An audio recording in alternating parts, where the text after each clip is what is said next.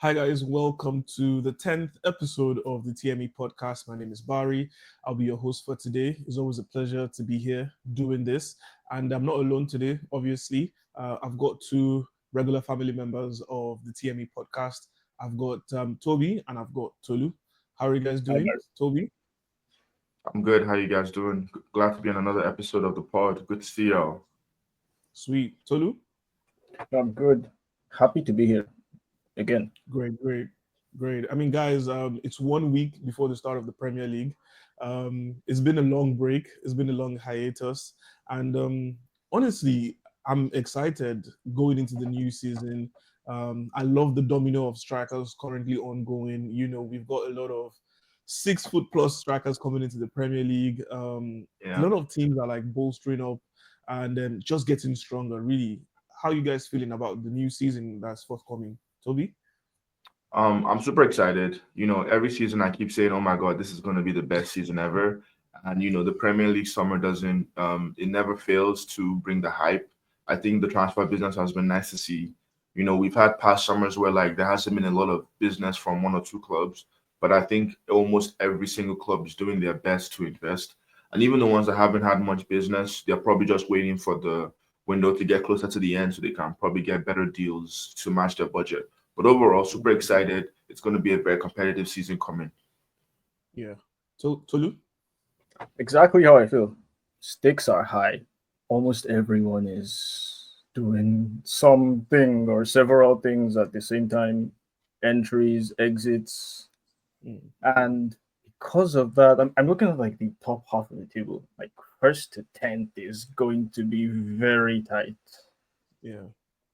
And even like at the basement as well, Mm, I see a lot of. It's going to be really competitive on both ends of the table. It's Hmm. mm, exciting. Yeah, True for sure. might I'm be. sure everyone else, watching and listening to this pod as well, is pretty much looking forward to the start of the season. Yeah. And then the preseason games have been giving everyone like a taste of what is to come. So I'm Yeah. sure everyone can't wait to get into it. But let's keep it locked in on today's episode. We're still talking about the Premier League today, and we will be predicting our top six finishes, for the season on the TME podcast. We will start in the descending order. We'll start from sixth position up until the first position. So I'm going to keep my cards to myself. I'm putting Toby and Tolu on the hot seat on today's episode. So yeah, guys, don't forget to like, share, subscribe, comment, and let us know if you got opposing views to our predictions as well. But one last thing, be sure to hold Toby and Tolu to their predictions. So if you placed any bet on any one of these predictions, you know the episode to refer to, and you know who you're going to hold accountable. So, guys, let's get into it. So we start from sixth position. So the floor is yours, guys. Toby first. So for sixth place, the season last year was very competitive. We saw a lot of movement for different teams, new positions for most teams. I mean, one team that didn't change was Arsenal. We were second again for the third year in a row. But I looked at, everybody's last year finish as well as the work that they've done and the changes that they've made. And the team that I actually have in for sixth place is going to be, unfortunately for them, Newcastle United. The reason why I go for Newcastle United, I think that would be still a good finish for them. For Mm, since they've had the whole takeover by the PIF fund from Saudi, it's been a very like positive trajectory. Obviously, there was a point where they were fighting for relegation. Eddie Howe turned it around, and they were able to establish themselves as a top half side, and now a consistent top six, even top five finisher. And currently, I think I'm pretty sure that they've qualified for the upcoming Champions League season. So it's going to be a very very hard season. They will be in the new format, which is good for them. They'll most likely make it to the knockout stages. But I find with everything going on with Isak, and I personally think Isak's not going to leave. I predicted he was going to stay, and I think he's going to stay for at least for one more year. And because of that whole situation going on, they're going to try and bring in new players and figure out the future. I don't think they have enough stability to be a consistent enough team to finish top five. So for that, because I think they're still a good team with a lot of good players, and they're still going to recruit some really nice players. I mean, so far it's been Aaron Ramsdale and I think Anthony Elanga, which both are very good players to bring them up to a new level. But I still think they need a lot of work in the strike as well as some defensive and midfield positions. But overall, I think they have a really great coach. with a good trajectory, and I do see Newcastle finishing in sixth. They might not be happy with that, but I think it's like something to be, proud of. Yeah, I think that was very kind of Toby, to be honest, because I think most people might even predict Newcastle just finishing in the top half of the table and probably not being in those competitive places. But I think Toby has brought a lot of perspective now to mind and reminded a lot of people that look, Eddie Howe is a top coach. He's been consistent over the years. Newcastle actually have made some solid additions to their team, talking about Anthony Elanga and Ramsdale, like Toby mentioned. And the transfer window isn't over yet. So we're still expecting more incomings for Newcastle, hopefully. I think now they've come to the realization that, look, they're not there yet in terms of being one of the big boys. They've lost out on a couple of signings because they basically lack the pool. No disrespect to them, but like in 21st century football, they're not there yet. So Yeah. hopefully Isak stays for their sake, and let's see how competitive they will be this season. Tolu? Okay, so I have United at sixth, Manchester United at sixth. Woo! Yeah, I initially it was like seventh, but what's a real United fan without some good old bias? Come on, just I'm being irrationally optimistic. Optimistic, but yeah, man, Mm, they could. I'm looking at the transfer, like the deals they've done, uh, and everything else. The fact that for the first time in a while, it looks like they are being run by semi-serious people, and there's like some organization and structure, and we know who is like responsible for what, Yeah. new mm, training facilities, etc. All of that. I, I'm backing on. I'm like banking on the power of resurgence. mm. Yes, I'll be United at six. First shout, honestly, considering the disaster of the season United had last year.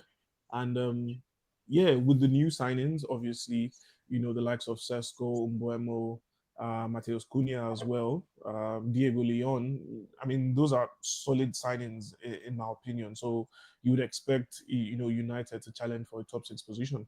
Toby? The United shout actually isn't too far off. At the end of the day, like let's be real, United finished last year, was and as well as Tottenham was them Mm, underperforming like crazy. They did not mm, perform to their level. Even if mm, they didn't have a good season, it was just like an outlier how bad it was. And I really feel like their level is definitely nowhere near where they finished. It's definitely somewhere in the top tens. You can have a mm, bad season, but I think United's level is definitely in the top tens. I think they will definitely score so many more goals. I think all the additions they've added in strike will be very, very good for them.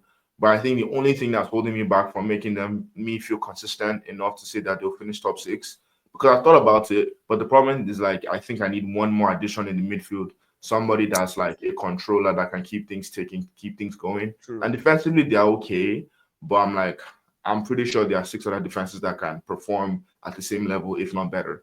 So if they're on Mm. job and they're on form, they can do it. I just feel like it'll be very difficult. Yeah, I do agree with Toby. I do think that United need someone who can be an anchor in midfield. Casemiro obviously is top class, but I think he's losing his legs. And I think it will be difficult to get Casemiro to play 90 minutes consecutively for 5 games in a row. That's not like a diss to his physical condition, but I'm just speaking based on the demands of the Premier League. Yes, I know United will be majorly focused on the Premier League, no European football, which is good for them. So meaning more time for the players to recover and whatnot. But when you consider the level of competition in the Premier League, I do agree with Toby on that one. I think United need at least one more midfielder, possibly someone who could play the holding role very well and the box to box as well. And it does make sense why a lot of United fans want Carlos Baleba, from Brighton. Good enough. There's a link there, and hopefully it does materialize. But I think United will need to break the bank to bring in Baleba, and obviously, United needs to offload a lot of players. There are a lot of players that need to be offloaded who will then make room in the wage structure, and then obviously help to balance the books. For United. So, yeah, once again, fair shout by Tolu for putting United in sixth. Yeah, go on, Tolu. Yeah, I missed something important. I guess I left out the parts where it's like I feel it will be more likely to happen if, yeah, like you said, they get a box to box midfielder and they sort out the goalkeeping situation, because I do not Mm, see I don't see them finishing that high up the table with Onana in goal. Mm, interesting. mm, mm. I I don't Can I think hop in on the Onana thing? Oh, sure. One thing I will say is like I feel like Onana, although like he's definitely had his moments where he seems a bit scatterbrained. I feel like Onana Mm. gets a lot of flack. He concedes a lot of shots. He concedes Mm, a lot of shots, and I think that makes it very, very. It doesn't make him look good. yeah. If the structure was changed and the team was scoring more and he considered less, I think you can be fine. Me personally, I would. At the end of the day, is he a priority? I don't think he's a priority compared to everything else. I feel like he can still have a Mm, successful season, finish top six with Onana if you fix midfield and other defensive issues. I don't think you should put that 30 million because the people that I'm hearing United are looking at Donnarummas of the world, they are talking mm, 30 million. I'm like, put that 30 million somewhere else, is how I see it. mm, Eventually, yes, but Onana was able to do really well with Inter and Ajax at a point. So I still think there's a player there. If he gives a better structure around him, I think he will improve. fair enough. Fair enough. Sure, that's fair. Fair. Yeah. Yeah. One more year, then we move on from him. Well, that's a gamble still. Okay. But I mean, let's see what the season has in store. But then I'm not a bit skeptical about Onana, considering the fact that he's not really had a good preseason. He had a hamstring injury. It's going to take time for him yeah, to get back into play. But look, Bayende has been putting in a couple of decent performances. However, obviously, when the league does start, that's when the real test begins. So, once again, for sixth position, the two shouts from Tobi and Tolu are Newcastle United and Manchester United. Now, moving on to fifth position, I believe now in the Premier League, the fifth position does get a Champions League spot, right? So based on the coefficient of the way last season went, and it's very possible that the English sides could do well again in the Champions League this season. So fifth position, keeping in mind that this could be a Champions League spot. All right. So Toby. Yeah, I definitely. The fifth place is going to be a new thing now because the way we've invested, and I'm talking like a league in general. A lot of stars are coming to the Premier League this summer. The Verts of Mm, the world, the Gyökeres, the Šeškos, and many more players like Estevao is coming. So more and more, like we're going to see the English clubs do really well in Europe. I think because multiple mm, teams are trying to improve and invest in their squad and take the level up. In terms of fifth place. I've been looking at the trends recently, and this thing has been happening with a lot of clubs where so we have the established top four, the established top six. We know those sides that everybody knows about. Then we have the kind of like the newcomers that try to fill up the top eight, top 10 that want to break mm, in, right? The Aston Villas, the Newcastles, even Nottingham Forest that want to start, Brighton, Bournemouth, they're trying to get into that mix, right? And what you mm, find I've been noticing that okay, they make the Champions League, they realize that wow, all these games, the Tuesday to Sunday, the Thursday to Sunday mix is very difficult to maintain. Then they drop out. yeah. Somebody else takes their place, and that person Mm, has that same issue and eventually drops out. Newcastle and mm, Aston Villa have had this effect the last two yeah. seasons. So I'm gonna go with Aston Villa to make fifth. So the way like previously the last year it was I think Newcastle made it, Aston Villa didn't make it, Newcastle fell out, Yeah. Aston Villa then made it, now Aston Villa has fallen now. Newcastle now has it. I think that's going to Mm, switch now, where Aston Villa will be able to make the fifth place position to be able to qualify for the Champions League. In terms of where that team is at, I think it's really important for them to retain Ollie Watkins. I think when Emery needs to go speak to Ollie Watkins, give him a new contract, and like let him know that he's this guy. Because I think the whole situation with John Duran as well as Marcus Rashford, Watkins probably has felt unsettled and doesn't feel like, mm, oh, I'm the guy for them. I don't think that team is far off. I think they've already have like a lot of chemistry together. They've played some really amazing games against Arsenal, against City, against PSG. So they can perform. I just think it's like about like establishing themselves, getting that muscle memory of being a top five, top six side. So I think with a few signings they could do well. I actually don't think Aston Villa has done that much business. I think they did get a new attacker from France. I can't pronounce his name too well. Groussan, something like that. But I think he plays for mm, like Nantes or Lille or yeah. Nice. I don't know too Yeah. much, but I know he's a new attacker they've got in, so definitely something more creative to score more goals. But they have amazing wing depth. They also have amazing midfielders and a great coach in Unai Emery. I see Villa in fifth as a solid shout. Yeah, very, very good one by Toby. Considering the way things have been swapping and changing over the years, obviously due to the competitiveness of the league and the side effects of competing in both the league and either the Champions League or the Europa League. Obviously, there are consequences for that. But one thing about Villa is that I do think that they're such a good quality side. My problem with them is the lack of depth in quality, and I think obviously that's down to financials as well. Villa are not that much of a rich club, and obviously that's why they were not able to acquire the services of Marcus Rashford and Marco Asensio long term. Those two targets are gone now, and in a way, for me, I see Emil Buendia coming back as a new signing. I think he had a decent spell at Leverkusen at the second half of the season. So for me, I see him as a new signing, possibly like the Asensio replacement. And then Buson, just like Toby already highlighted, he's a very exciting player. For me, he didn't have such much of a great season in Ligue 1. He had sparring moments of brilliance for me, but yeah, he is a top player, and I think Unai Emery and Villa's scouting system, they've got a good eye for young talent. So him coming in, hopefully, he's able to hit the ground running. However, I'm quite skeptical about his signing because Jadon Philogene wasn't able to hit the ground running at Villa. He Mm. wasn't given game time. Same thing with the left winger. His name skips my mind at the moment. He's got a very outstanding lip. The one from he used to play at Juventus, and then he went there. He then went to loan to Borough as well. So I think it's down to Unai Emery and the way he wants to manage his team. I think he needs to rotate the team more often and make better use of the squad. If he does that, for sure, Villa would be a good shout for fifth position. So, Tolu, over to you. Again, fifth position, I have Newcastle. Mm, Yeah. so, So last season they were fifth, still fourth. Hold on a sec. I think they finished sixth last season, actually. Yeah. Sixth. yeah. Okay, yeah, it's Mm, around that. So yeah, I think because like they have a solid project going on there as well with the acquisition, and they will they will move forward to like make some progress, but they have like a number of challenges to navigate. So it's sort of dependent on those. Like, so the transfer window, it's not over yet. Like mm, the I guess they are going to have to like find a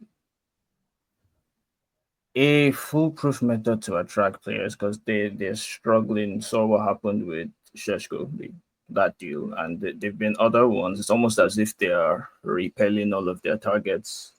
mm, But I think they will figure it out in some mm, capacity, and there'll be competition for that position. So I think fifth, Nottingham Forest, Villa, United, in no particular order, like those teams would be the teams in and around that part of the table would be there. There'll be intense competition there. But mm, Newcastle have signed. They've gotten some quality players, mm, Elanga and Ramsdale on loan. yeah. So I think I see them finishing better than they did last season. Mm, Correction, actually, I looked it up. They finished fifth. They had the same points as Yeah. Villa, who finished sixth. Yeah. Yeah. Oh, they were fifth. Yeah. Huh. Yeah. Okay, yeah, so around there still. Yeah. mm. In Fair enough. So Newcastle for fifth position, I think it's realistic. Yeah, considering the way the team is at the moment and considering them, I know they're going to struggle this season. Trying to balance being in the Champions League and being competitive in the league as well. I think it's going to be an issue for them. But hopefully, if Isak stays and if William Osula, steps up to the occasion, I know he was injured for the better part of last season, but there's a player in there, and yeah, he's very much similar to Isak, and he's a ball playing striker. So, and then Joe Willock now is also back from injury. So yeah, I mean Eddie Howe and Newcastle could do great things. I think they just need a bit of luck, and a bit of consistency as well. So for fifth Yep. position, we've got Aston Villa and we've got Newcastle United. So now we're moving to the top four position. I think the top four for many years has always been, the big boys. It's been the positions for the big boys, and we know how competitive this has been over the last decade, to be precise. This position hasn't been dominated either, just like fifth and sixth position. So it's a pretty interesting one. It's one position that first of all guarantees automatic Champions League qualification. So the fourth spot is going to be up for grabs. So Toby, who's your pick for fourth spot? This is when it gets very difficult for me because I think a few of the teams in second, third, fourth, in my prediction, I think is very interchangeable. It depends on form, injuries, how everything is going. Like I think the recent news about Rodri already being injured once more. I think that's very very big news for City and it really affects a lot of things.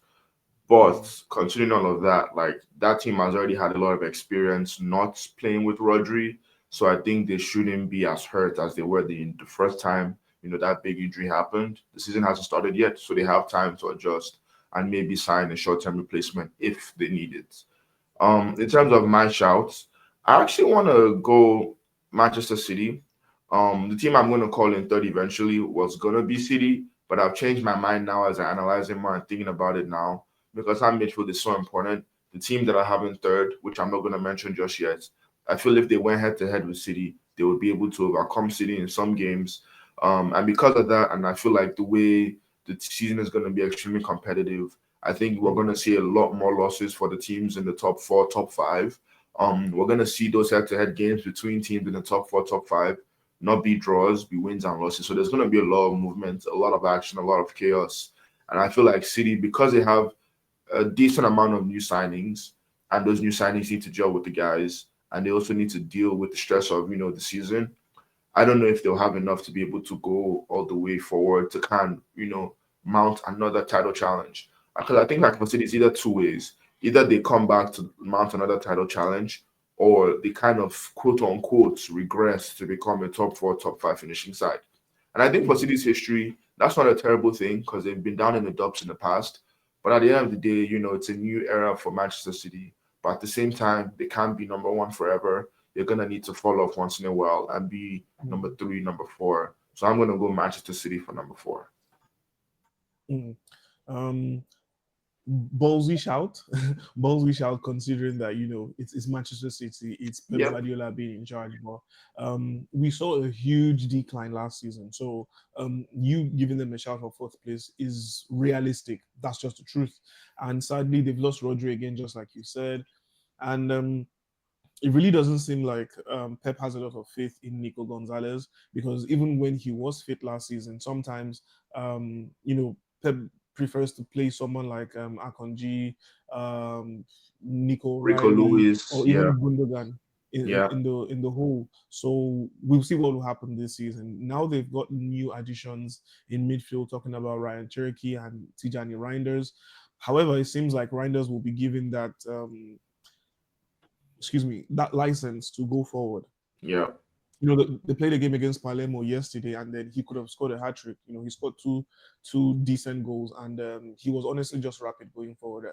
I think Reinders is a midfielder that moves like a winger, and he would be a problem this season. I really don't Mm. know how the rest of Europe let Pep Guardiola get his hands on Tijani Reinders, but hey, it is what it is. It is the pool of Pep, is the pool of Manchester City at the moment. So yeah, very realistic shot for fourth place from Toby, talking about Manchester City.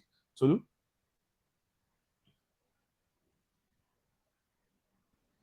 Okay, so at fourth, still very competitive. I keep talking about competition, but like as you go up, like higher up, it gets worse. I have Chelsea at fourth, but it's like I don't know. Top four is could be goal difference, could be like the gaps between I don't know third and fourth, third and second and third, first and second. It could be like a couple of points. It could be goal difference. So a number of things will go to the wire. But Chelsea signed João Pedro. Also got Oh yeah, Liam Delap, I guess. Yeah. Still, yeah, can't see them being like still probably will still be some more transfer activity on their end. Plus, all of the momentum that they have from the Conference League winning the Club World Cup. I think they will go ahead and like they will have a decent season. Mm, Might finish higher than that. Could you pull off something greater? But I have them at fourth. mm. Decent shout as well. Yeah. But I think the funny thing for me with you putting Chelsea in fourth position is probably because there is, well, to be honest, this was unconfirmed, but rumors had it that Enzo Maresca was saying that they probably made a mistake by saying that top four was their goal for last season, and this season they'll be going all out for it. But I'm not really sure that he actually said that. I just saw that a couple of weeks ago, a couple of days ago actually. But I mean, due to the star power in this Chelsea squad, we do expect them to be challenging for a title. However, it is still a very, very young team. I think they're still growing. Um, Obviously the expectation is based on the star power, but look, this team is pretty young to me, but we've seen what they can do, against PSG in the Club World Cup final. I think it was the whole world against Chelsea. If we're being honest, no one really gave them a chance, and we saw that Enzo Maresca can be flexible tactically, and obviously he's a top manager, that's just the truth. And we've seen that their big players like Cole Palmer can step up to the occasion. Caicedo, Enzo, Reece James, when he's fit, is arguably one of the best defenders in the world. So Chelsea have got quality in this team, and yeah, they've got what it takes to challenge for a title. However, I do share your sentiment, Tolu, in the sense that look, it's a young team. The league is very competitive, and then you never know what the season comes with: injury, suspensions, and sometimes you're not just in a rich vein of form. But hey, um, I think Chelsea finishing in fourth is realistic. As an Arsenal fan, if they could finish lower, I would love it. But hey, also for fourth position, we've got um, Manchester City and Chelsea. Those are the shouts from Tobi and Tolu. So now to the third position, talking about the top three in the league. Obviously, at this point in time, the top three are basically, the three teams that both of you do feel will be competing for the league title. And we usually realize that, when we get to the business end of the season in January, we can then have an idea of who is finishing third, who is finishing second, who is finishing first. However, the Premier League is very unpredictable, and sometimes it could go down to the wire in the maybe the last 2 months of the season. But for sure, the top three are going to be the teams that you rate the most to possibly win the league. So third position, Toby. With the amount of investment this year, honestly, I want to extend it to the top four, all going for it. And like I like was I going to mentioned say before, like my second, third, and fourth are very interchangeable. So it's a thing where like I can see the team that I've called fourth finishing as second, and vice versa. Form, injuries, and just like the football gods being on your side is all going to play a part in it. The team that I'm going for third, and I'm making my decisions somewhat romantically. Actually, most of it logical, but somewhat romantically. Like for example, with Man City, logically we want to say because of Pep and previous seasons they will do really well. But Mm, off of last year's evidence, the all the new signings having to gel in the system, as well as the injury to Rodri again, it's hard for me to say, they're going to take those positive steps, Man City, to go past third or fourth. So my team for third is going to be Chelsea. I was going to push Chelsea as fourth, but I think the thing that changed for me was the situation with Rodri, because I was already feeling not too great about City, but Rodri getting injured again, and I'm like, who's going to be that new starting six that's going to control them for the next couple months? I'm not sure right now. So they're looking for that solution, and because of that instability, I had to downgrade them to fourth and put Chelsea in third. Now, I do not want to put Chelsea in third. I don't think that team is ready just yet, but I cannot look away at all the good and positive vibes that they have going on at Stamford Bridge. I think what they've done in the Conference League, although it's a small cup, nothing to really flex about. It's better to win it than not win it. If you don't win it, you're gonna mm, get clowned for not winning it. If you win it, yeah, they'll clown you all the same. So it's better to win it. And the yeah. FIFA Club World Cup, like you mentioned, that final was crazy. I tuned in to see Chelsea lose, and they did the Mm, thing, and they proved me wrong there. And I saw that, and I've also seen their business in the summer. They are actively trying to improve on every position consistently. Although it's a lot of money, and because of the money they're spending, I cannot let them say they're not in that challenge. When you're spending this amount of money, expectations have to be there. Yeah, literally season on season, every position that you don't like in the wing, you're upgrading, and that's a good thing. But to say that that doesn't come with some kind of expectation to be in a title challenge, I think that's taking the easy way out. So I think off of what they've done this past season, Chelsea has to be on the road to trying to win something. I don't think they don't have to, but that's the road that they're on. And I think with the additions of the Lab, Esteval, Bino Gittins from Dortmund, they're going to be in a very, very good position. Although, unfortunately, I think it was an ACL injury. I'm forgetting was it Levi Kogo ACL Yeah, that came out? Liverpool, correct. Very Yeah. sad news. But even before that news came out, they already signed Gerald Hato from Ajax, a top rated young defender that plays centre back and left back. So they were already prepared for it, and they have like 8 other CBs in the club that are just chilling. So that's what I'm talking about with Chelsea. In terms of squad, I believe they have the best squad in the Premier League because they have numbers in each position that can perform for them. So overall, like they will be ready to be able to perform in all competitions. The question is, can as they rotate their squad as the season continues, will they be good enough to remain consistent? I think that's where the age thing is going to come into play. But when Arsenal finished second for the first time, over 3 years ago, they were a very, very young side with the average squad age of 24. So I think Chelsea is also in that position. So it's not crazy for them to finish third. And it's just really down to how well they do and how everybody else does. So I think third is a very fair evaluation for Chelsea. And if you give a Chelsea fan third right now, and maybe a cup final, a cup win, they might not be too upset at that. Yeah, So Chelsea for very third. true. Yeah. Very true. Solid shout for Chelsea at third. It's realistic. Yeah, it's realistic. I really don't need to say more than that. I'll just piggyback off what Toby said. Third position and possibly a cup victory. I think it does make sense for Chelsea.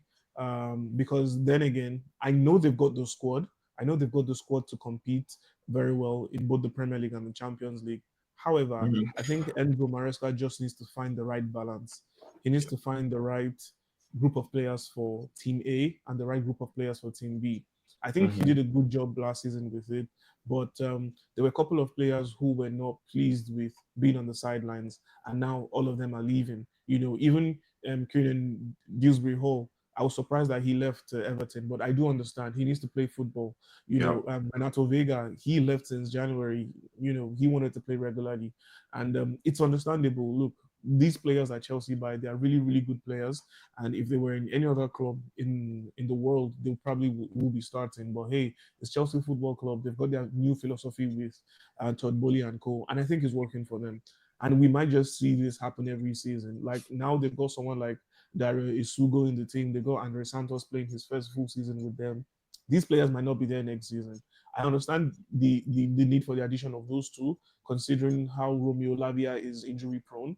But hey, one of them might need to leave again next season, or one of them might even be leaving in January. But look, all the best to Chelsea, and then let's see what the season has in store for them. Tolu, your third place prediction.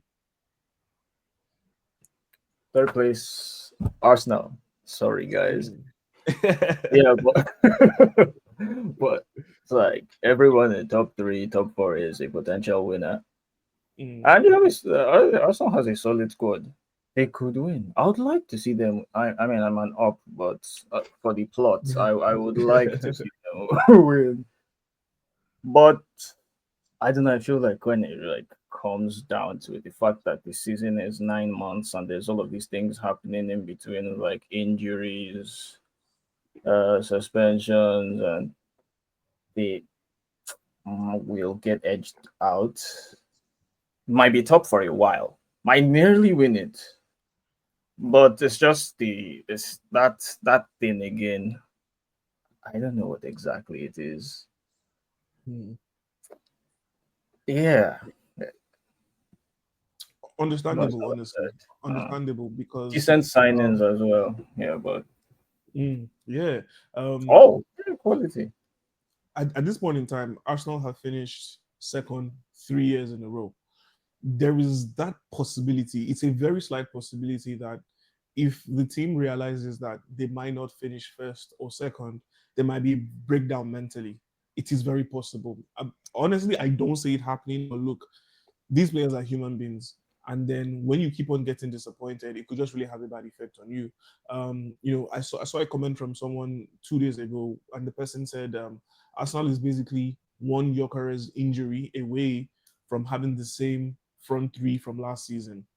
So it's like both fans and the entire team, everyone is banking on Gyökeres. But what happens when he's having a downtime? What happens when he's injured? What happens when he's suspended? You know, you never really know what's going to happen. Gabriel Jesus might not play football probably till what, November, and rumor has it that Andrea Beta is actively trying to offload him. So you don't really know when it comes to Arsenal. Arsenal are a very unpredictable team. But sadly, in the words of Patrice Evra, Arsenal is like Netflix. There's always something. There's always like a plot. It's like you're always looking forward to next season all the time. But hopefully, the narrative changes. And final note for me on this for Arsenal. I think I'm saying this in the hopeful way. In the 90s, they had that spell where they finished second 3 years in a row. The fourth year they won the league. They're in that position now. Hopefully, I'm not jinxing it, but hey, let's see what the season has in store for the Gunners. And now it's down to the top two. These two teams possibly. You know what? I'm not going to say that because I think both of you have made solid points in the sense that the top four actually could be interchangeable. It really just Yes. depends on how the season goes. So yeah, I agree with both of you on that. So honestly, anyone in the top four picks for both Tobi and Tolu, anyone could be champions and anyone could finish in any of the positions. So this is down to preference at the end of the day. So Tobi, your pick for second place. My pick for second place is obviously going to be Liverpool. Now, congrats Liverpool for last year's fluke win. I'm gonna call it a fluke win. I don't care. The reason why I say so, and I'm not trying to be mean. I'm gonna be trying like be very, very objective. And every day I'm an Arsenal fan, and people are gonna be like, bias, all that stuff. Absolutely, you're right. But one thing I'm also gonna say is that like, in terms of, I've seen Man City win. We've seen Liverpool win with 100 points. That Liverpool side that won is not on par with those other sides. And it's not a thing where it's like this is where I'm going to frame it. Liverpool won off of the fact that everybody else was ass. It was just like the least amount of ass, basically. It was loads of like Arsenal was terrible. It's my fault that Liverpool won. I remember I should have won. That was the season. Man City won on a downturn. Arsenal should have been available to take advantage of that situation, but we still didn't have the striker and we still didn't have the squad. And we let Liverpool have it. Congrats to Liverpool because we're ready. And I'm very surprised because Arne Slot came into this league and won it. And I was telling people when he came in, he's gonna come into our league. Don't worry. When they were on top, they were number one. I was saying, don't worry, Premier League manager's gonna show him the work. He's gonna realize that the Prem is for real, the pressure is there, all that stuff is coming. It didn't come. They more or less cruised to the title. At the end of the day, like as whoever is the Liverpool fan watching that, you're gonna be very impressed from your side. I think that wow, we have the cojones, we have the ingredients to run this league, and they've actually invested heavily. We're talking about 300M worth of investments. Frimpong, Vets, Ikitike, Kerkez, those four players are already over 250M, and they were still considering one or two others. They considered Gay for centre back. They were still talking to Isak, like they were gonna sign him again, which I thought was ridiculous. Like, how are you gonna spend 200M on two strikers? Like, I don't know. It felt very agent-led to me, the whole Isak thing, but that's by the by. But overall, back to Liverpool, the reason why I don't think they'll win the league is because I think they want to perform really well on all fronts, rather than just the Prem. They want to be able to compete and win another Champions League, win another FA Cup, things like that. But I think compounded on top of that is with the new players, the new system, Salah a year older. So I'm not hoping, but logically you can expect somewhat of a minor decline on Salah based off of age and longevity. So all those things in the mix, plus now expectation. When Arne Slot, when you come in, you kind of have the free hits. Ruben Amorim had the free hits when he first joined. Arne Slot, quote unquote, someone had the free hits, but it was the best hit because he won the league. But now there's going to be expectations attached to that. So I want to see how Liverpool are going to compete in that scenario. And another thing, because like I said, second, third, fourth can be interchangeable. Liverpool can finish fourth. And I think one thing we also have to consider is the really unfortunate news with Diogo Jota that happened in the summer, right? That's something that is going to have some kind of effect on the squad. When the news of Klopp was leaving the team, they took a downturn in performance. They did not perform as well when they knew, our father, Klopp, the patriarch of Liverpool Football Club at the time was stepping out. Now, this Diogo news is they're losing a brother, they're losing a teammate, they're losing a best friend. So, unfortunately, like it could either go where like there's a severe downturn, or it could something that galvanizes them to bring them together and perform really well. But I think all those things that I've mentioned, all the expectation, the fact that I didn't think that they were that amazing last year. So I think if everybody else is on job and actually pushes them, the pressure and all the external factors will, maybe hold them back from going all the way to hit the Prem. And one thing I'll say before I end, I know I sounded salty when I said like, they weren't that good. And now that is the saltiness talking. But really and truly, I've seen better, number ones win the league in the last 5 to 10 years. And this was kind of like a downturn season in terms of points total, in terms of goals scored, all those things. I just felt like it was like the least amount of ass that ended up winning the league. So forgive me, but that's just the way I think about it. But I still think they're a great squad. They were the best team last year, but there's a little bit of a comma to it, in my opinion, in my biased Arsenal fan opinion. Thank you. Yeah, honestly, very solid submission there by Toby. A lot of nuggets that you honestly did drop. All I'll say concerning Liverpool is that first of all, your second season in the Premier League is always your toughest, and Arne Slot is going to find out firsthand. That's not a curse. It's just what it is, honestly. There are very few managers who have come into the Premier League who have won the Premier League twice in a row. Correct me if I'm wrong, guys, but I think it's only Jose Mourinho that has been able to do it. He won it 2 seasons in a row when he came into the Premier League, and every other manager since then, after they win it the first time in the first season, it's difficult for them in the second season. So maybe Conte, maybe Conte, not even Conte. Conte's second season was so terrible that he got sacked after. And I don't even think he finished that second season. I'm not really sure. I can't remember.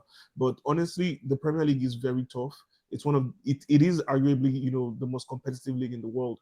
However, Liverpool have made some solid additions. Let's not lie. I mean, I caught a glimpse of the first half of the Community Shield, and I'm just really impressed with what I'm seeing. Milos Kerkesh, Jeremy Frimpong. I think Jeremy Frimpong probably deserves a bit more respect from everyone in the football world. I think everyone just felt that he wasn't maybe that much of a good defender, and he had a lot of license to go forward, obviously, because he was playing as a wing back for Leverkusen. But hey, he plays as a right back for the Dutch national team, and then he's playing as a right back for Liverpool as well. Ekitike would improve as the season progresses. That's just the sort of player he is. He's young, but he will improve. But the last factor, which Toby did touch on, might just be the effect of losing Diogo. At the end of the day, like I always say, look, these players are human beings, and I sincerely hope that these players are going through therapy, because it's not easy to lose a teammate, because you're going to go into the dressing room. First of all, the number 20 has been, retired. That spot in that dressing room is always going to be empty, and it's weird because it was Diogo. He was full of life. So coming into, the dressing room and not having him there would be weird. But hey, then again, it could be the other way, whereby the death of Diogo actually spurs them on to win another trophy, and they want to do it in his honor. And that's a perfect way to probably honor one of your best players, from the last 5 years. So we'll see what happens with that. But hey, just like Toby, I'm an Arsenal fan, and I'm hoping that Liverpool finish second. Tolu?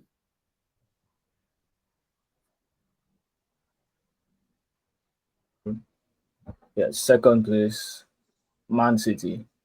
I don't know, I feel like Man City and Arsenal are will be going at it for weeks. And at the end of the season, they will finish maybe with similar points, 3 points, a 3 point difference. It could be something of that sort. Because City finished second. No, sorry, third last season. Arsenal was second. Yeah. Yeah. and they experienced some sort of a slump. Like, yes, because well publicized. But I I feel like with the sort of personnel they have at the club, like different levels, and Pep himself, not Mm. I don't know what it will look like if he like slumped further or experienced something similar or worse. Like again, could be embarrassing. So Mm. I think he would something. He would do something maybe not irrational, but what is the word? Mm. Something extreme. Yeah, to ensure he doesn't like I experience think, that much you of know, a that's slump. just Pep for you. Pep has the ability to just do the It's unthinkable, what he does. you know. Yeah. Yeah, So mm, exactly, exactly. I think yeah could win it like okay everyone in the top 3 4 could win Man City we could Mm. but I think I guess you'll have more context when we get to first place. I guess I'll be able to explain it better because like since four first. But yeah, I have Man City at second, Yeah. closely in a like season long battle with Arsenal. Mm. Fair enough Yeah, then. seems like they will be. Mm. Yeah. Fair shout from Tolu right there. For Toby, it's Liverpool in second, and for Tolu, it's Manchester City in second place. So now to the champions. This is where Toby and Tolu will be held accountable at the end of the season. So yeah, so first position, Toby. The Arsenal. And I have it like it's obviously, I mentioned earlier, I made my takes based off of logic as well as romance, and this is where the romance Mm, comes into it. I'm gonna mm, back Arsenal to be able to go all the way, and I have a lot of reasons why. In previous seasons there have been very clear, obvious issues as to why we didn't win. In the mm, first season, we had Saliba get injured in the last 10 yeah, games, and our yeah. option to bring in was Rob Holding. You know, Mm, what are you gonna do, right?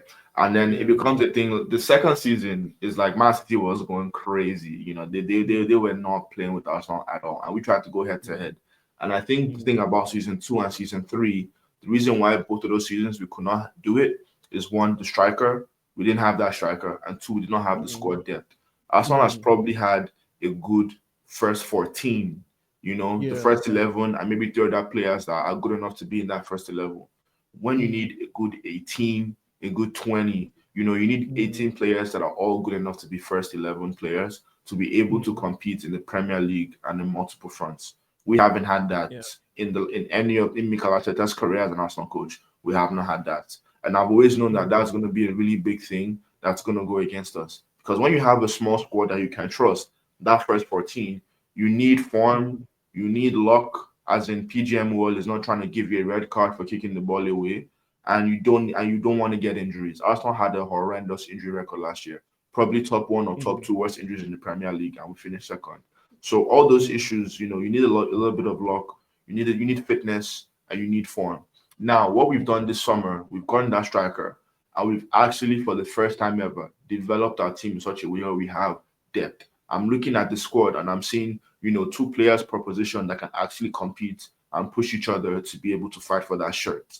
Because the mm, reason why Tolu gave Arsenal that third place position is because he was saying that there was something missing from Arsenal. yeah. That spirit, that ability to go across the line.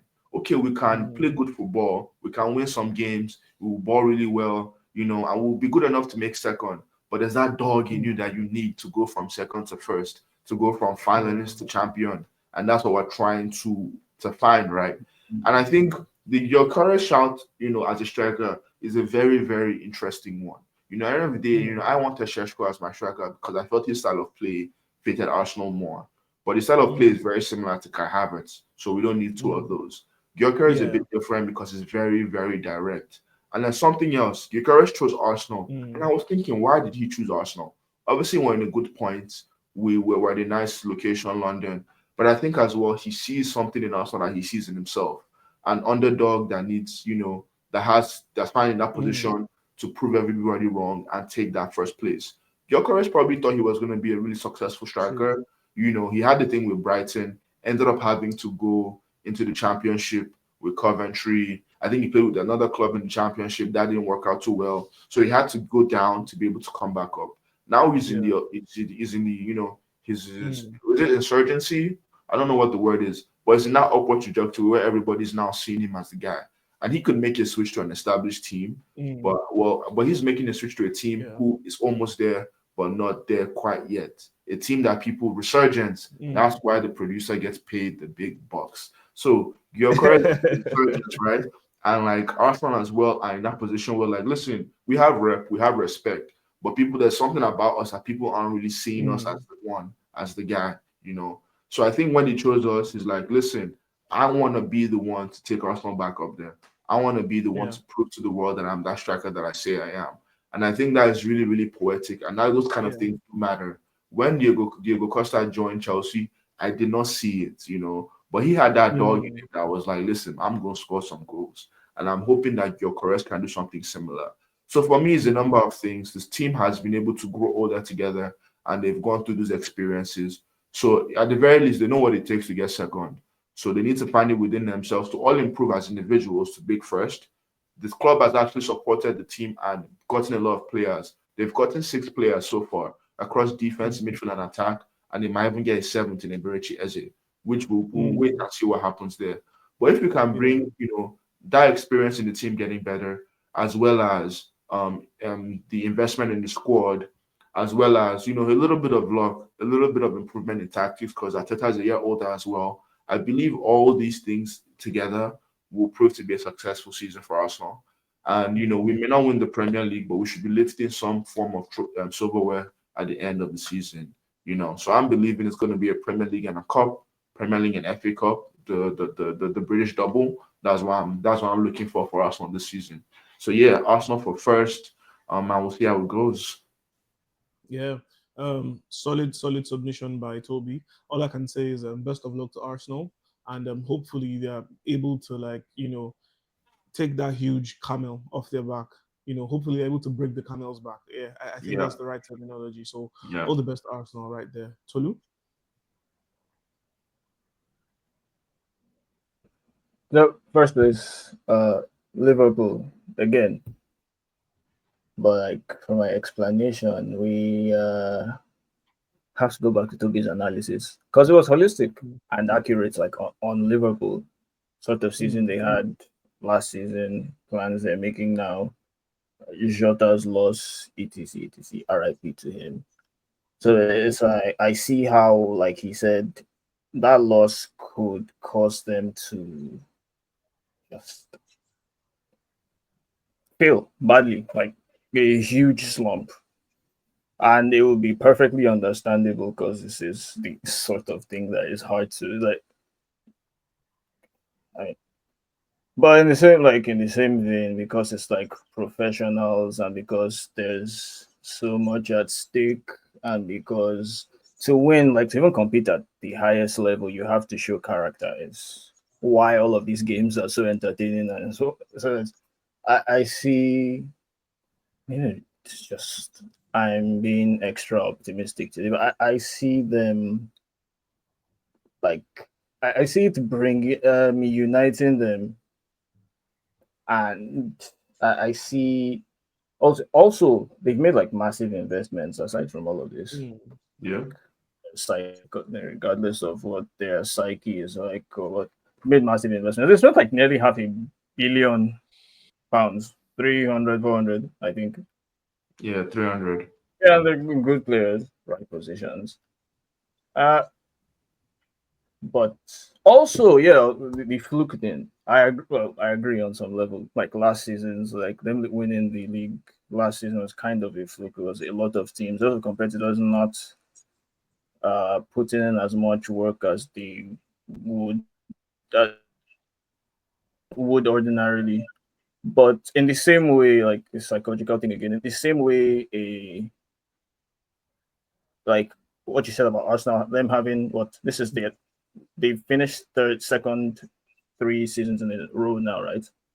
Yeah, The yeah. psychological effect that could have on players and everybody in and around the club. Yeah. That's like a fluke win could also have a different, like an opposite sort of psychological effect Yep. on how, yeah, it could influence like how they would perform this season. And there's also so Liverpool winning, I don't know, like you said, they could be fourth, could be third, could be somewhere maybe even Mm. out of the top four, maybe like close somewhere in the fringes. But I see there's also the fact that football has a way of there's always just these strange things happening. It's the most obvious, maybe like the shouldn't shouldn't happen type of victory, but Yeah. it always ends up being like there's so many subplots. There's Jota's death, there's the money they spent, there's them winning, like defending the title. So with all of that, it could be that sort of story. Mm. Or couldn't, I don't know, but could I have my money on it happening. I'm just Mm. like watching sports over the years and some seemingly I don't know, man, strange things happen. I think Mm. this will be one of those strange things. I'll Yeah. leave it at that. Fair enough. Fair enough.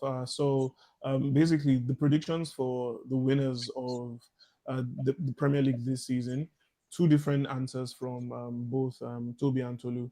Um, Toby says Arsenal, who need to win the trophy after finishing second 3 seasons in a row. And then Tolu sticks with the current defending champions, Liverpool, which is logical considering the fact that, they were there last season, they've been there, they've done that, they've bolstered up the squad. By the way, the first goal for Liverpool in the Community Shield was scored by Hugo Ekitike.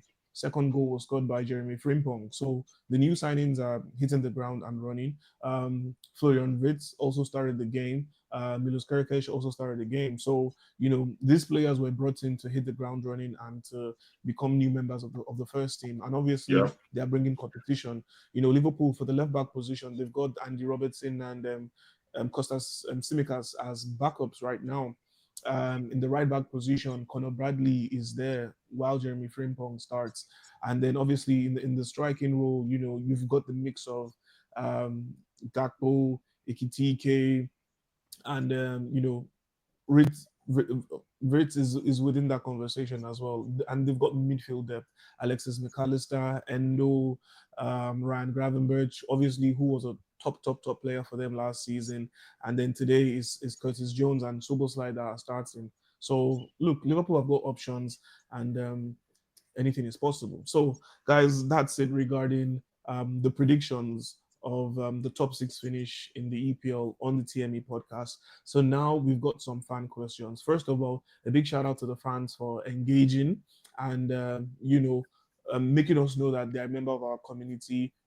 They watch and then they listen, and yeah, they're giving us their feedback. So we opened up the comment section for our fans to ask us questions, and the first question from Ianu is, shout out to Ianu, by the way, bless you, bro. Would Lukman, that's talking about Ademola Lukman, would Lukman returning to the Premier League be good for him, considering his previous spells there? Now, Ademola Lukman had a terrible time at Fulham. That's just the truth. And I think the highlight of his time at Fulham was that Panenka that was just terrible. And they ended up in Fulham being relegated that season. He then had a spell the following season with Leicester City as well. Leicester City had just come back from the championship, and they came into the Premier League. And after that season as well, Leicester City got relegated. So Lukman didn't really have such a swell time. Talking about his experiences with both Fulham and Fulham and Leicester. And I mean, these loan spells were during the time when he was on loan from RB Leipzig. He had a good start to his time at Leipzig, but things didn't go well. But he finally found a home in Bergamo. Talking about Atalanta, and he's had a decent time with them. But obviously, he wants to make the move now.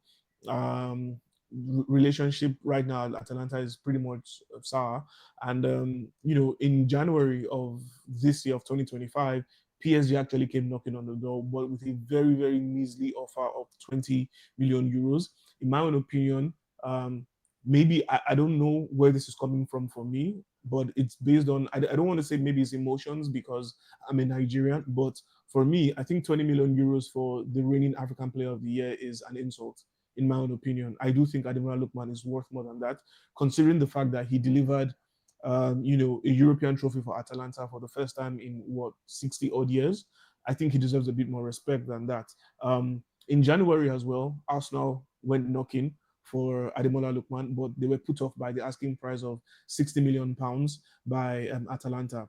I don't think that is too expensive for Ademola Lookman, considering his qualities. This is someone who is a proper forward. We know he loves to operate from the left hand side. He obviously can play as a left winger or as a right winger, but we've seen him play his best football, in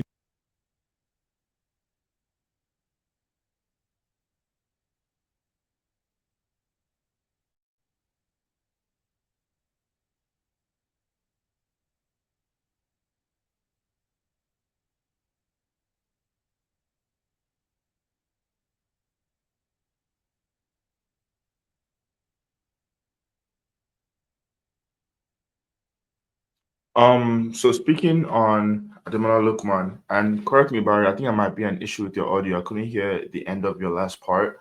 But what I will say on Ademola Lookman, in terms of his timing in the Premier League, and I thank you so much for that context. Yeah, Fulham and when he was with Leicester City were not great for him. I think him being with Atalanta was was probably the best experience he's had in his professional career. And in terms of what I would say to him in terms of advice, I would definitely still ask for him to come to the Premier League. I think it's time for him to come back and, not necessarily revenge, but still prove that he can cut it in this league. This is probably his prime in terms of him being able to operate at the peak of his powers. And I think yeah, coming back into a team that actually has possession would make a big difference for him. One thing I've noticed a lot is the type of team you play for really matters depending on the type of player you are. And for a lot of pacey wingers who need to be able to get shots off and combine, they can't be in a team where they have like 30% possession and maybe only have 3 or 4 chances all game to actually make plays. You need to in today's game, players are having 10, 15 tries over the course of a game to take on their fullback or their opposition player. And I think Lookman needs to be in a team that has possession, that plays to his strengths. So would I recommend him to come back? For sure, I'd recommend him to come back to the Premier League top 8, top 10 side. He could even perform for Arsenal. I think Arsenal might be at least inquiring or show some level of interest. I don't know if they're going to go all the way with him, but he's probably a number 3 on our list in terms of like left wing options. Now, in terms of his current price, although 60 million, in my opinion, 60 million was a bit much. I saw him in that 40 million with add-ons brackets, so 40 to 50, somewhere in that number. And I think that's what's going to end up happening for him. I know Inter want to sign him for around that number. Atalanta don't want to play ball because they don't want to sell to a rival, which is understandable. So maybe there's something for him in England. In terms of team I see for him in England, I think Tottenham would be a good option for him because they need that they have that space open when Madison getting injured. So they need a creative attacking wing player that could do that. Arsenal as well is still an option. So I think somewhere in London he could definitely find a home. Brentford are losing players with Mbuemo and Visa is on his way out as well. So he could go to Brentford. He could also go to Newcastle if Newcastle don't sign Visa. So I definitely feel like there's a space for him in the Premier League. And the teams I've mentioned will be teams that he'll be able to perform for, have a top 8 finish with, and maybe he could do something great for them, like win a cup. Any of those teams win a cup, and Lookman is a part of those teams, it would be a great story for them. So definitely, I would like to see Lookman back in the league. The last thing I would say, in terms of the disrespect to African players, I've been starting to see a trend now with especially Nigerian players, West African, players that are not British born, that are not British raised. Well, Lookman is British raised, to be fair. He does have an accent and has that lifestyle, but I'm still finding that some of the negative vibes across Nigerian related player transfers are happening here with Lookman. And I don't know what's going on. This whole thing of attitude, I'm not sure what that is because every top player has attitude, every top player is annoying to their coaches. Everybody's whining, everybody's moaning in the training sessions. This is nothing new. So I think at the end of the day, all our players can do is perform, try and not to say too much because we are very outspoken and people are going to use that against you. So I think we just need to keep our head down, let the agents do the talking, and play our football and try and get the best deal that's out there. Because there are teams that want to invest, but we just have to play it well. But all the best for Lukman and also for Osimhen as well, because he's experiencing similar situations. But I feel like everything will clear up for them in good time, and they will be able to show the world their powers. Yeah, great submission from Toby. I will just say this regarding Nigerian players. I think they need to start partnering up with better agents, more experienced agents, more established agents that have good connections within, the football world, and they should be willing to make that sacrifice and pay good agents to get them good deals. That's what Yeah, I'll say concerning Nigerian players, considering the issues regarding Osimhen and Lukman. And actually, when Osimhen's issue with Napoli started, he had to sack his then agent, and Victor actually negotiated um, his value, that 75 million euro value. Victor, he had to negotiate that with Aurelio De Laurentiis so that he could go to another club for a reasonable price. wow. And then with Lookman, if we're talking about character, I think everyone probably has a good idea that Ademola Lookman is a soft-spoken person. He doesn't speak too much. He's very shy.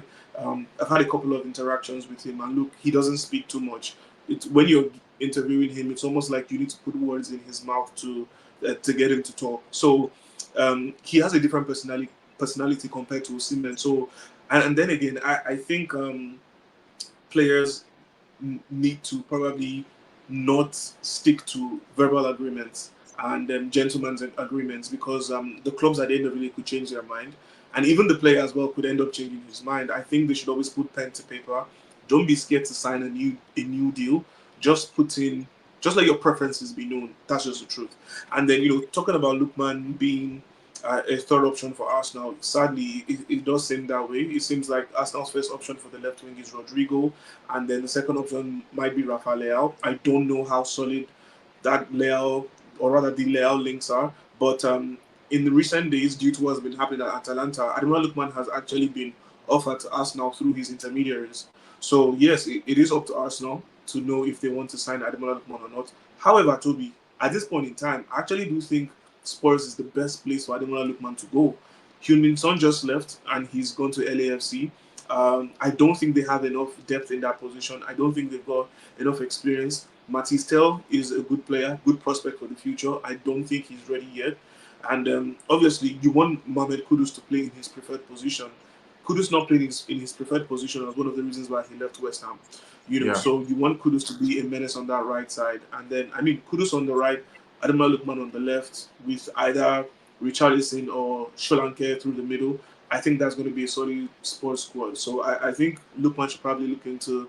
Um, that's funny. Lookman should look into joining the Spurs. But yeah, I think Spurs would be a perfect destination for Ademola Lookman at this moment. Tolu?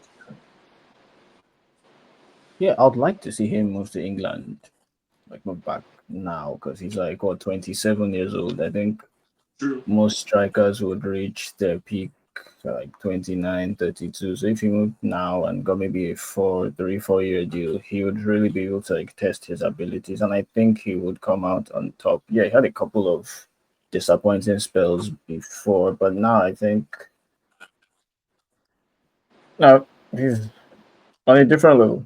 Different on a different level. And I think this would be the best time for him to play at the Premier League is the most intense, I think. So yeah, I'd like Yeah. to see it happen. Oh, and Spurs with Bari would be a great option. Do you see him fitting in anywhere at Newcastle, or is that a long shot? I can see it. It's possible. It is It possible. To honestly, it is possible because if we're thinking about the left wing options for Newcastle, without due respect to Anthony Gordon, I'm not a huge fan of Anthony Gordon. Honestly, personally, for me, I'm not a huge fan. Probably, maybe because he lacks a bit of flair and whatnot. But Gordon probably does a good job, and he's hardworking. thinking about the way Newcastle play. If it's not Anthony Gordon in the left wing for Newcastle, it's Harvey Barnes. And Harvey Barnes is a pretty dependable squad player, right? Yeah. And then when you're considering both Barnes and Gordon, I think you'll be thinking who could be sold off among the two, who will bring more money is Anthony Gordon. But the question is, which club would want to sign Anthony Gordon now? Each of the big teams had a chance to sign Anthony Gordon earlier in the season. None of them went for him. So I think Newcastle would also be thinking about, outgoings, how to balance the squad.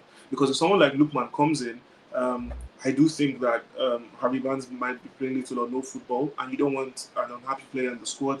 The right wing position for Newcastle right now, I think Anthony Elanga has that starting berth. I mean, for him coming from Nottingham Forest for £55 million, he's certainly not going to be spending time on the bench. There's the possibility that William Osula could be playing on the right wing as well, especially when Isak is fit. But yes, it is possible for Lookman to be at Newcastle and step into the team. Honestly, he's a starter for me.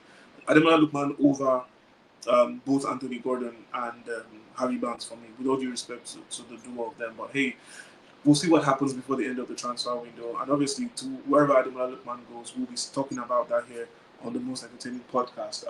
The second and last question from our fans: how come players do better in some leagues in comparison to other leagues? And the case study in question is Romelu Lukaku. I mean, I think this same question is also from Yanu, and then he gave us a good case study, Romelu Lukaku, and I think him using the case study of Lukaku might be a bit. I think it all depends on our opinions, because if you take a look at Lukaku's goal record for Manchester United, it's pretty decent. You take a look at his goal record for Everton, pretty decent as well. He had a good loan spell at West Brom. I think Lukaku's only downtime was at Chelsea. I like Lukaku at West Brom, Everton, and United. Personal opinion, but what do you guys think? Because I think it's quite obvious that in terms of him scoring more goals, he scored more goals in Italy. Playing for Inter Milan and now playing for Napoli. Toby? I want to first start off by saying thank you for that question. I think it's a very, very, very in-depth question, and it's more of the things that I'm looking for with football fans these days. I want us to be having nuanced discussions about why things are the way they are, rather than very surface level trolling that's happening on social media. So I think the first thing is just talk about like the different leagues, right? All the leagues have, I think the biggest, actually, before I talk about the leagues, the biggest indicator of how a league is going to perform is how much money they have to be able to invest in, training situations, to invest on squads across the teams and the leagues, rather than just a few having the money. The Premier League is set to be the best because of the most competitive, because everybody's making a lot of money from the broadcasting deals. Even small teams coming from the Championship, once they have a season in the Premier League, they're going to make 100 plus M. Obviously there's a lot of it's very expensive because to pay for player wages, etc. It costs so much money. But there's a lot of opportunity to be able to improve your squad and improve your style of play and improve your coaching. Now, in terms of why some players don't perform in some leagues versus others, it's really just down to I think the skill set needed to be able to be successful in that league. I think the number one thing here in the Premier League, or at least it could be one or two things. Either you're a very, very good physical specimen, meaning you're very strong, very fast, you're a very great athlete. That's one aspect to it. Second one is like loads of composure, because the speed of the game in the Premier League is very, very fast. So you don't have that much time to take that many touches. You don't have much time to think. You already have to know what the play is going to be before the ball even gets to you, because you have probably a second to execute that play. Either you're trying to combine with your other attackers, or you're trying to get a shot off very quickly. So it's a thing where, like, in the Premier League, you need a little bit of that thing where you're either like a very good physical specimen or you're very composed, right? And then on top of that, it's like how your team plays. Are you a good fit for your team, as well as how your position plays against you is also another thing that's really important. When you're in a big team side, when Lukaku vis-a-vis Lukaku, right? Whereas from Everton, he can get goals off because when you're in a smaller team, big teams are going to attack you. They're going to feel confident attacking you.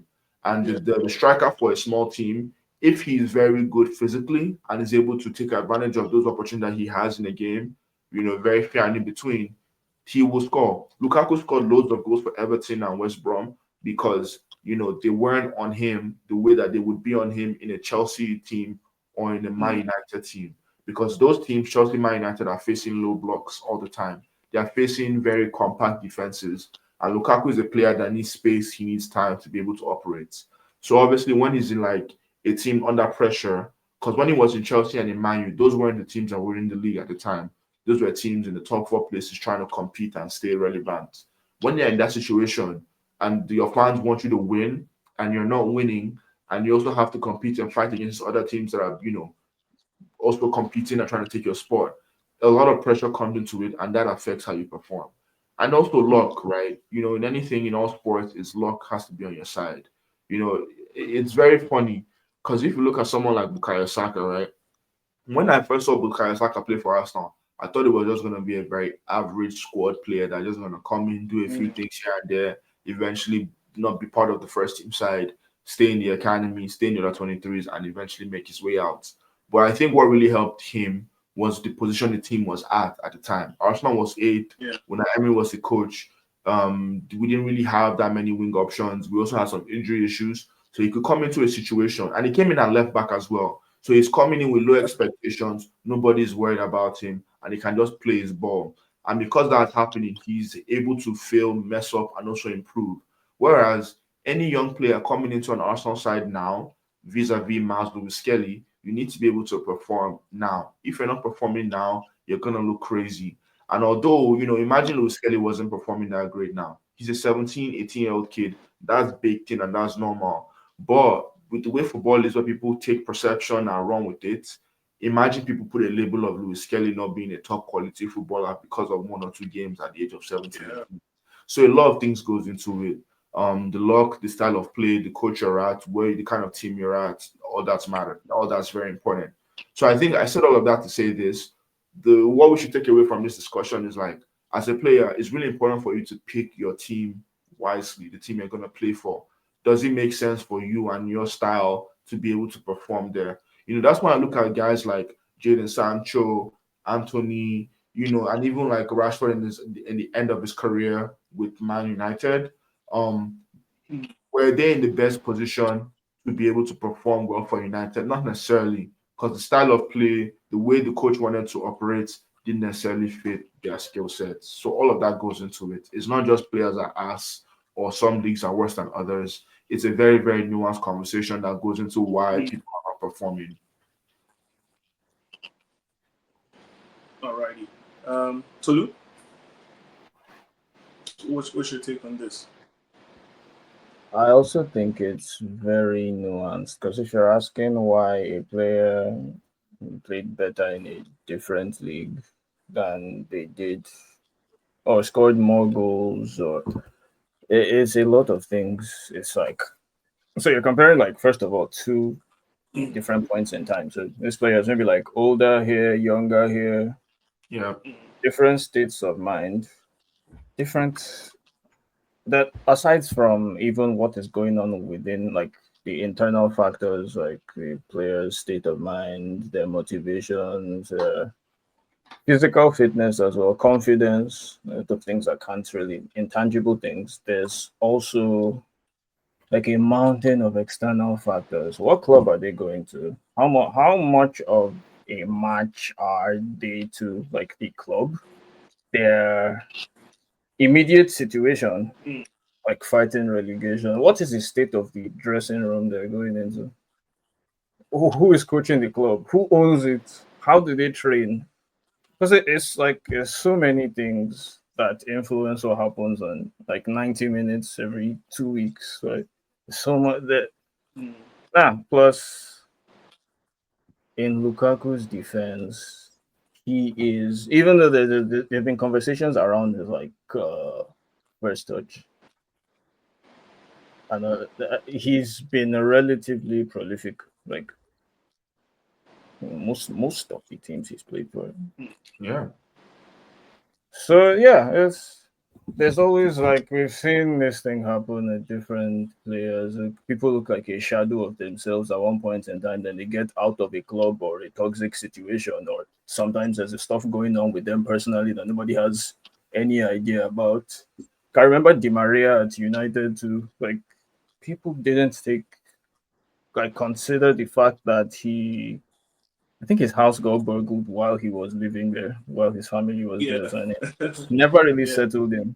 And at the end of the day, he is a human being, like before a Mm, professional footballer.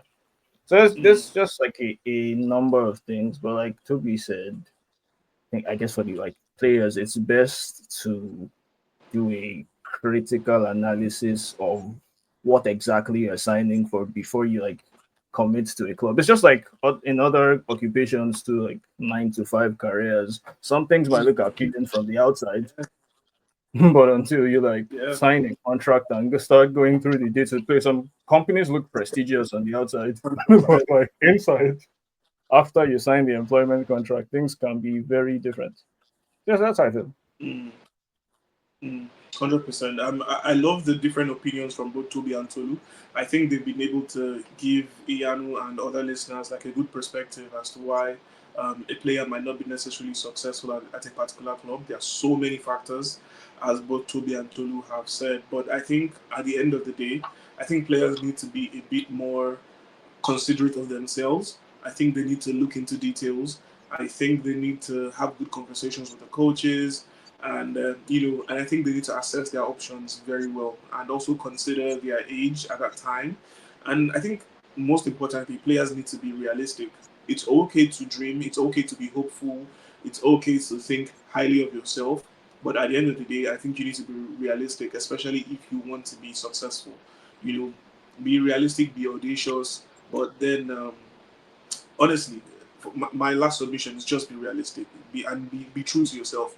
If every other person around you is gassing you up or bringing you down, at the end of the day, you should be true to yourself and know your ability and know your potential as well. Guys, it's been a fantastic time here on the 10th episode of TME podcast. So lovely having both Toby and Tolu on here, guys. Always a pleasure, discussing football with you.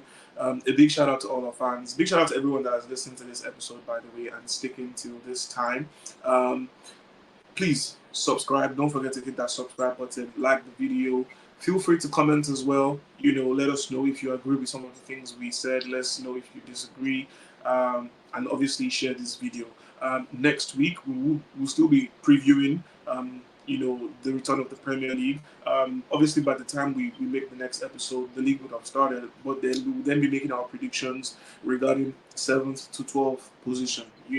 That's a pretty dicey place, or rather, that's a pretty dicey position in the league as well, considering how competitive it is. All right. So once again, big shout out to everyone who has listened. Have a great week, everyone.